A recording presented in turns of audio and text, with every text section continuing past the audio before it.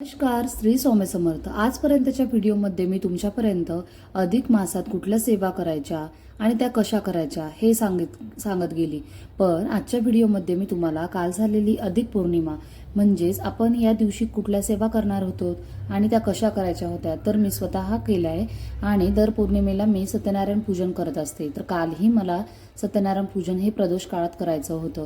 तर दोन तिथी असल्यामुळे आपल्याला पौर्णिमा उपवास कधी करायचा आणि पूजा कधी करायची याचाच आपल्याला विचार करावा लागला. पण कालच मी उपवास पकडला आणि प्रदोष काळात पूजा केली. तर सर्वात पहिले सुंदर अशी सकाळ झाली होती आणि मोगऱ्यालाही छान फुलं आली होती. त्यानंतर आपण स्नान करून घर स्वच्छ केलं आणि कुठल्याही पूजा करताना आपण उंबरठ्याचं पूजन करत असतो. तर हे आपण प्रत्येक वेळेस सांगतो. तर उंबरठा पूजन हे हळदीचं लेपन आपण पौर्णिमा, गुरुवार असे ठराविक दिवस असतात की त्या दिवशी आपण हे पूजन करत असतो. तर कालही मी सुंदर असं पूजन केलं. फूल, हळदी कुंकू अर्पण करून धूपदीप लावलं आणि रांगोळी काढली. दिवाही प्रज्वलित केला. आणि उंबरठा पूजन झाल्यानंतर देवाची पूजा करायची होती. तर सकाळी लवकर उठल्यानंतर ह्या गोष्टी लवकर होतात. तर देवपूजा करायच्या आधी मी सर्व मंदिर स्वच्छ केलं आणि त्यांचं आसनही चेंज करायचं होतं. आसन चेंज करून महाराजांचा फोटो स्वच्छ पुसून त्यांना टिळा लावला आणि नंतर देव धुण्यासाठी घेतले. देव स्वच्छ धुवून नंतर त्यांच्या जागेवर ठेवून आपण त्यांना अष्टगंध, फूल, हार, दीप धूप लावून त्यांची पूजा केली. ही पूजा अक्षरशः खूप मनाला प्रसन्नता करणारी होती.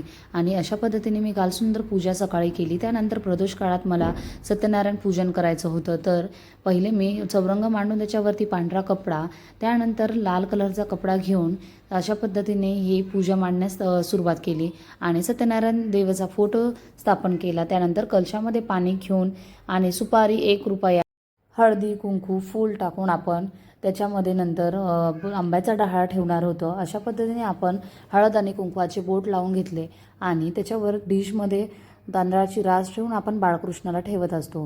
तर आंब्याचा डहाळाला लावून आपण सुंदर अशी सजावट करत होतो. आणि बाळकृष्णाची स्थापना झाल्यानंतर आपण ह्या 3 सुपाऱ्या आहेत. तर ह्या 3 सुपाऱ्या म्हणजेच एक गणपती, लक्ष्मी आणि कुबेरची असते. तर गणपतीची पंचोपचार पूजा करून आपण फूल ठेवलं आणि त्यांना प्रसाद ठेवला. त्यानंतर लक्ष्मीचीही तशीच पूजा केली. तिलाही फूल ठेवलं आणि तिलाही साखरेचा नैवेद्य ठेवला. आणि सत्यनारायणच्या पूजामध्ये आपण शिऱ्याचा प्रसाद करत असतो. तर शिऱ्याचा प्रसाद केल्यानंतर आणि शिऱ्याचा प्रसाद तर आपण दर पौर्णिमेला करतो. पण अधिक मासामध्ये या पवित्र दिवशी आपण पौर्णिमेची पूजा करतोय. तर ठरवलं की अनारसे आणि धोंड्यांचाही नैवेद्य आपण देवाला करणार आहोत. तर नंतर मी कुलदेवीची ओटी भरायची होती. तर मी प्रत्यक्षात देवीच्या दरबारी नाही जाऊ शकली तरी माझ्या घरी देवीरूपी मला आशीर्वाद देणारी माझी देवी माझ्या मंदिरात आहे.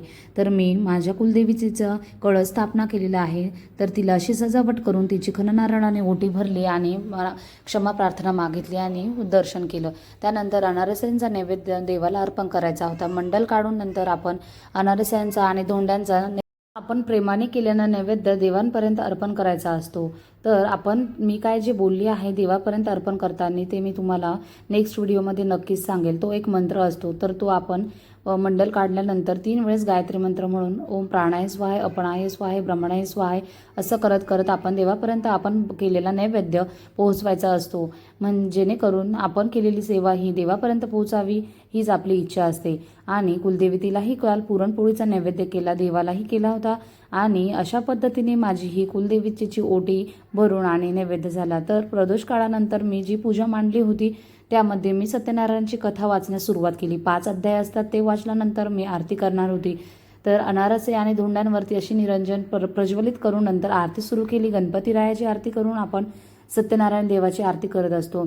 तर अशा 2 आरत्या घेऊन मी अनारसे माझ्या मनोभावे ही देवापर्यंत पोहोचवले आणि कुलदेवीचा जे जेकार केला आणि सर्व देवांना नमस्कार केला. आणि संध्याकाळच्या वेळेला 33 दिवे, 33 अनारसे आणि 33 धोंडे घेऊन जायचे होते. त्यामुळे संध्याकाळी नंतर मंदिरात गेली आणि तिथे दिवे प्रज्वलित केले. आणि तुम्हीही या अधिक मासामध्ये 33 दिवे आणि धोंड्यांचं खूप महत्त्व आहे. तुम्हीही ती सेवा करा.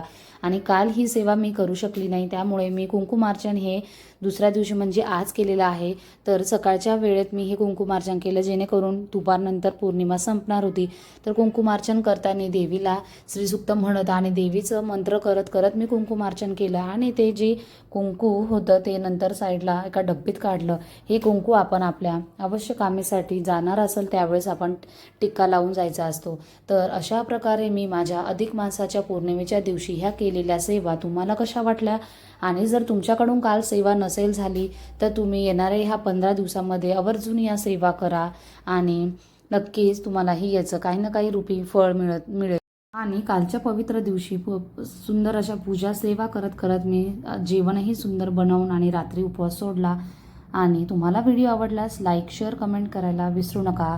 भेटूया नेक्स्ट व्हिडिओमध्ये. तोपर्यंत सर्वांना श्री स्वामी समर्थ. धन्यवाद.